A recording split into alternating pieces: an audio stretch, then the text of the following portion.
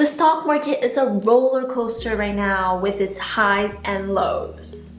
And the real question is, are you prepared? In this video, I'll be sharing strategies with you that help me not make any wrong moves during a market crash. I'll share how you can prepare for the stock market crash and how you can actually benefit from a market crash. If you're a returning subscriber, welcome back. And if you're new to the channel, my name is Victoria. If you haven't done so already, be sure to subscribe and turn on that notification bell. I do post videos like this every single week. Give it a thumbs up. It really does help with the channel. Now let's get into it. Even though investing in the stock market right now feels like a roller coaster. Well, that is if you look at the stock market in the short term. But if we take a look at the stock market in the long term, it doesn't quite feel like that. It just feels like small dips that we had throughout the years. Let's look at what we can do during a market crash, or specifically what not to do. The first thing that you shouldn't do is panic. I know this is easier said than done. When the panic emotion comes along, it's so easy to forget long-term potential and we act on our emotions. And this can mean pressing the sell button when we shouldn't be. So the first and most important thing is don't panic sell. Besides investing in hype stock, it's important to understand why you invested in a company in the first place. And with that said, it's fine to write out some of the ways with a stock or share that's plummeting or dropping in the short term. If you think about it, when there is a plummet of 20, 30, 50%, it's honestly the best time to buy. Instead of thinking like the stock market is crashing, think that the stock market is on sale, which means that you can buy your favorite stocks on discount. And that can be rare in a bull market. And one thing that could help here is to not check the stock market every day. Remember that when you own a stock, if it goes up 30%, you have gained 30%. And yes, it does feel good. You've increased your stock portfolio by 30%. But remember that 30% is still an unrealized gain, which means that you haven't really received that 30% in your bank account. With the same idea, when a stock increases, the same thing happens when a stock decreases. So if a stock does plummet 30, 40, 50%, it's unrealized loss until you sell it. Then it will be realized and you've officially lost 30, 40, 50%. But if you kept it while it was still down, there is no issue, besides the fact that your portfolio has dipped. But there is a chance that it will still go up, especially if it's a company that you still believe in. Don't sell a stock just because the prices go down. That is not a good reason why you should sell a stock.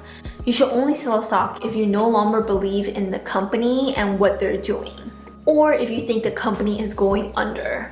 When you're investing in the stock market, it's all about buying low and sell high.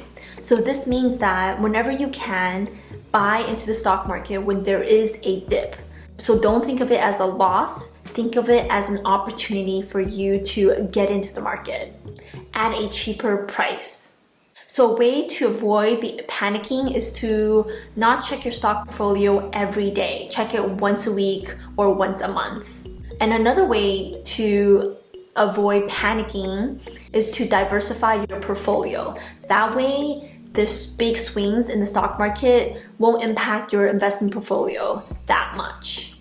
Moving on to the next thing that you shouldn't do during a market crash, and that is don't try to time the market.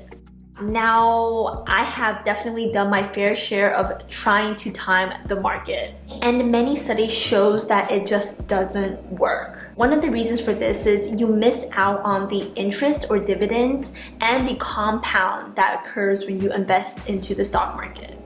So if you're waiting for the perfect time to invest, there is no perfect time. The time is whenever you are ready and you have the money to do so. No one can tell or predict the future, but the only thing that we know is what has already happened. If we look at the S&P 500, we would have said that let's go in at this dip, and this dip, and this dip, and then we ride that wave up and then sell at the top before it went back down. Now, this is easier said when looking back, but no one could have predicted this perfectly. If we look at this study that was done by Fidelity, as you can see, this is their study for disciplined investors.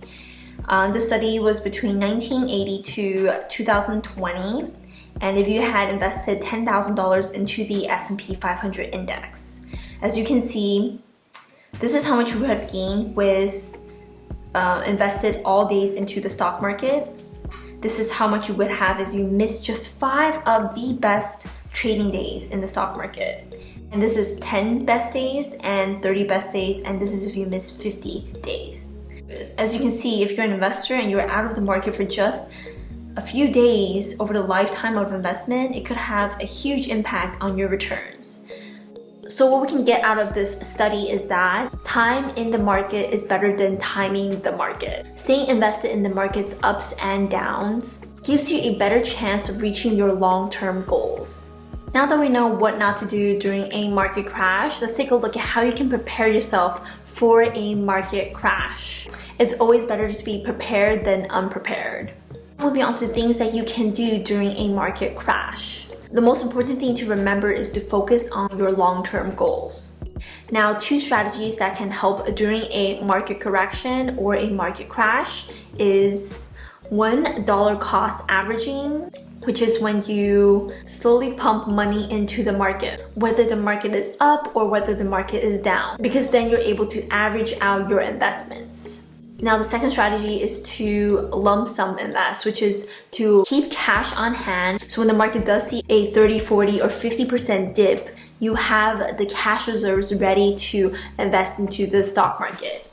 If you are thinking about using this strategy and you need a place to hold your money where it can also give you interest, check out the video I have below about the highest interest savings accounts. With this strategy, I will focus on understanding what your threshold is. So at what point are you willing to start pumping money into the market? Would this be at 20% dip? Would this be at a 30% dip? Or would this be at a 70% dip? By understanding your threshold, you know when you're ready to put money in. I do use an app called Delta. It gives me alerts when a stock or a fund dips below a certain percentage. So I know exactly when it's time to buy more shares. But let's compare dollar cost averaging and lump sum investing. A Vanguard study showed that lump sum investing outperformed dollar cost averaging 64% of the time over 6 months and 92% of the time over 36 months. This is assuming a 60-40 stock to bonds portfolio. So why did this happen? Well, in general, the market tended to go up more than it went down. The pandemic ended the longest bull market in history. So we all know stock market crashes has happened many times in the past, and it will still happen many times in the future. And it's something that we'll never be able to avoid. Because of this, it's important to know what you should and shouldn't do when there is a crash. And you should always be mentally and physically ready with your money during a market crash. If you find any value in this video, smash that like button. It really does help with the YouTube algorithm. And if you enjoy videos like this, subscribe to my channel and turn on that notification bell. I do post every week on personal finance and investing.